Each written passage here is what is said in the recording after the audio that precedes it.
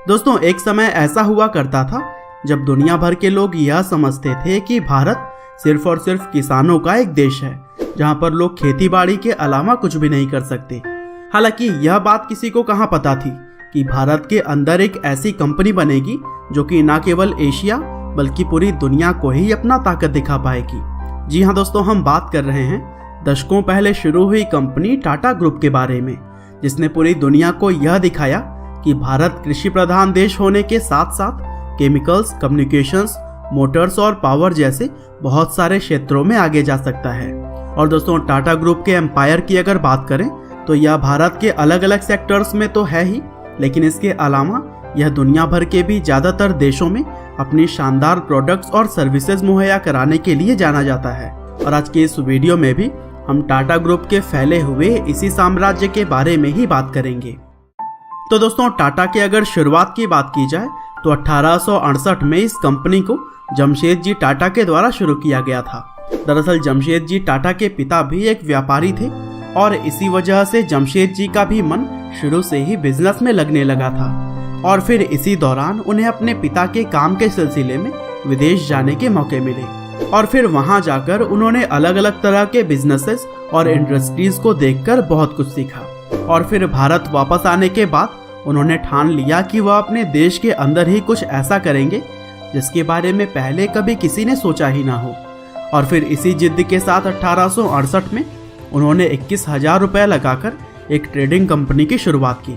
हालांकि यह रकम आज के समय में तो मामूली सा लगता है, लेकिन उस जमाने में इसकी कीमत बहुत ही ज़्यादा थी। और फिर एक ट्रेडिंग कंपनी के तौर पर ही टाटा की शुरुआत हुई। और फिर इसके बाद जमशेद जी टाटा ने चिंचपोकली में मौजूद दिवालिया हो चुकी एक ऑयल मिल को खरीदा और फिर उसे उन्होंने एक कॉटन मिल में तब्दील कर दिया। हालांकि फ़ायदा देखकर जमशेद जी ने उस मिल को 2 साल के बाद काफ़ी अच्छे खासे मुनाफे में बेच दिया था। और दोस्तों, शुरुआती समय में सफलता पाने के बाद से जमशेद जी ने अलग अलग क्षेत्रों में अपने हाथ आजमाने शुरू कर दिए और उन्होंने अपने जीवन का 4 उद्देश्य बना लिया, जिसमें पहला आयरन और स्टील कंपनी की स्थापना करना, दूसरा वर्ल्ड क्लास होटल खोलना, तीसरा वर्ल्ड क्लास इंस्टीट्यूट खोलना और चौथा हाइड्रो इलेक्ट्रिक प्लांट लगाना था। हालांकि इन सपनों में सिर्फ होटल खोलने का ही सपना जमशेद जी अपनी लाइफ में पूरा कर सके और 1904 में 65 साल की उम्र में उन्होंने इस दुनिया को अलविदा कह दिया। और फिर इसके बाद उनके सपने को उनके बेटे दोराबजी टाटा ने पूरा करना शुरू किया, जिसमें दोराबजी ने अपने पिता के मृत्यु के 3 साल बाद 1907 में टाटा स्टील की शुरुआत की। तो वहीं 1911 में उन्होंने देश के लोगों के लिए इंडियन इंस्टीट्यूट ऑफ साइंस जैसी वर्ल्ड क्लास इंस्टीट्यूट खोली। और जमशेद जी का जो अंतिम सपना हाइड्रो इलेक्ट्रिक प्लांट लगाने का था, उसे भी दोराबजी ने 1919 में पूरा कर दिया। और फिर आगे चलकर 1938 में जब JRD टाटा को टाटा ग्रुप का चेयरमैन बनाया गया, तब इस पद पर रहते हुए टाटा ग्रुप ने बुलंदियों की उन ऊंचाइयों को छुआ जिसकी लोग सिर्फ कल्पना कर सकते थे।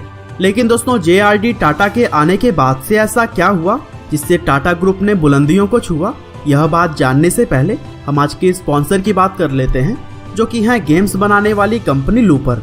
अब अगर आप गेम खेल ही रहे हैं तो फिर फ्री में क्यों खेलना, जब स्नेक एंड बॉक्स जैसे आसान से गेम को खेलकर आप पैसे भी कमा सकते हैं और कमाए हुए पैसों को आप पेटीएम में ट्रांसफर भी कर सकते हैं। तो दोस्तों, देर किस बात की, डिस्क्रिप्शन में दिए गए लिंक से अभी डाउनलोड करें लूपर गेम और पैसे कमाने शुरू कर दें। हालांकि चलिए अब आते हैं हम अपनी टॉपिक पे और बात करते हैं कि किस तरह से JRD टाटा के आने के बाद से टाटा ग्रुप ने बुलंदियों को छुआ। तो दोस्तों, JRD टाटा जब चेयरमैन बने थे तब टाटा ग्रुप की उस समय 14 एंटरप्राइजेस थी, लेकिन 50 साल के बाद टाटा समूह 95 एंटरप्राइजेस को कंट्रोल कर रही थी। और यह सब कुछ हुआ था JRD टाटा के मेहनत के बदौलत, क्योंकि आज़ादी के बाद से JRD टाटा ने मौके का फ़ायदा उठाते हुए कई सारे अलग अलग सेक्टर्स में हाथ आजमाया और लगभग हर जगह ही कामयाबी पाई। और यही वजह थी कि chemicals, technology, cosmetics, marketing, engineering, manufacturing, T और सॉफ्टवेयर सर्विसेज जैसे ही कई सारे क्षेत्रों में टाटा टॉप पर पहुंच गया। और दोस्तों, 2019 आते आते टाटा का साम्राज्य इतना ज़्यादा फैल चुका है कि टाटा ग्रुप आज के समय में दुनिया के सबसे बड़े कंपनियों के संगठन के तौर पर गिना जाता है। और 2019 के डेटा को अगर देखा जाए तो इसमें काम करने वाले लोगों की संख्या करीब करीब 8 लाख है। और दोस्तों अगर बात करें टाटा के कुछ मुख्य इंडस्ट्रीज की, तो वो Tata chemicals, Tata communications, Tata consultancy services, Tata consumer products, Tata Motors, Tata power, Tata steel, Tata international, Voltas, Tata Titan और ताज होटल्स की तरह ही बहुत सारे हैं। और दोस्तों बहुत ही कम लोगों को पता होगा कि टाटा की कमाई का ज़्यादातर हिस्सा दूसरे देशों से अपनी शानदार प्रोडक्ट्स और सर्विसेज के लिए आता है। और अपने देश की यह कंपनी रोजगार देने के मामले में भी एप्पल और गूगल जैसी कंपनियों से भी कहीं ऊपर है। और दोस्तों टाटा ट्रस्ट, जो कि टाटा ग्रुप का चैरिटेबल फाउंडेशन है, वह बहुत सारे लोगों की भलाई के लिए काम करता है।